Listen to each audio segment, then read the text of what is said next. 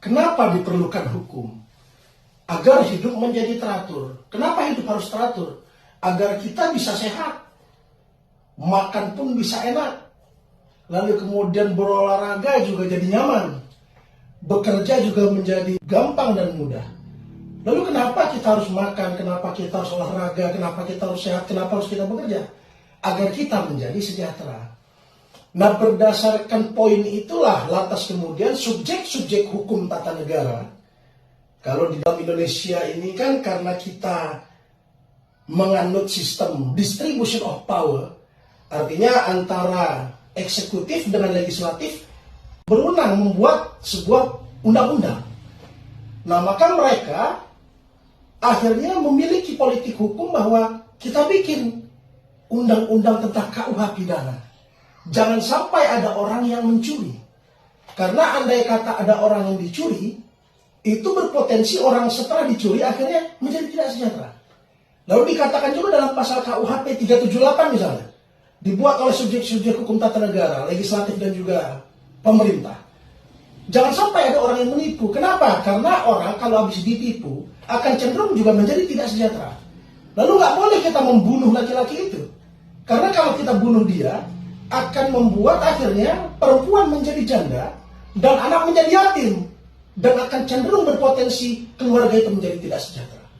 Lalu kemudian antara orang dengan badan hukum ingin melakukan sebuah pekerjaan, atau badan hukum dengan badan hukum, atau orang dengan orang yang tentunya cakap hukum ingin berbisnis dalam rangka berinvestasi dan juga mensukseskan pekerjaannya, bisnisnya untuk mensejahterakan taraf kehidupannya, maka politik hukum daripada DPR juga presiden dalam rangka mereka berwenang membuat undang-undang, mereka berpolitik hukum membuat KUH perdata. Bahwa kesepakatan yang dibuat oleh mereka menjadi undang-undang bagi mereka. Artinya menjadi undang-undang, bukan peraturan perundang-undangan, tapi undang-undang. Artinya menurut hierarki peraturan perundang-undangan, undang-undang itu tertinggi ketiga. Setelah Undang-Undang Dasar 45, TAP MPR, undang-undang. Nah, maka bagi pembuat perjanjian atau perikatan, itu poin-poin yang mereka hasilkan, lalu kemudian dilegalkan di dalam akta notaris, itu menjadi undang-undang bagi yang membuatnya. Setara lagi akhirnya dengan undang-undang KUH perdata, juga dengan undang-undang yang lain. Nah, ini adalah sebuah perenungan dari para subjek-subjek hukum tata negara yang memiliki filosofi yang dalam. Nah, tetapi kalau dalam teori trias politika, ketika ditanya oleh muridnya Lafran de Guitt, apa maksud dari trias politika?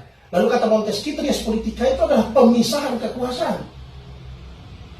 Tetapi kalau di Indonesia tidak pemisahan kekuasaan. Karena kalau pemisahan kekuasaan, kata Montesquieu, ya undang-undang pokoknya dibuat oleh DPR. Presiden nggak usah ikut-ikutan. Karena presiden ikut-ikutannya nanti ketika menjalankan undang-undang itu. Dipisahkan jadi. Jadi pembuat undang-undang politik hukum itu dibuat murni oleh DPR. Nah, lalu kemudian presiden berpolitik hukum dalam rangka menjalankan undang-undang tadi itu. Yang sudah diamanahkan oleh DPR. Sebagai perwakilan rakyat.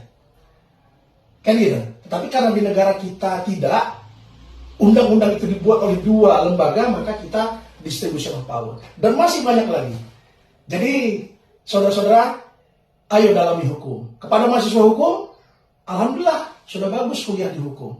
Agar kita bisa membuat diri kita paling tidak menjadi hidup lebih teratur. Dan segala impian kita bisa tercapai. Tapi bagi anak-anak remaja yang masih SMA, bingung ingin masuk kuliah di mana?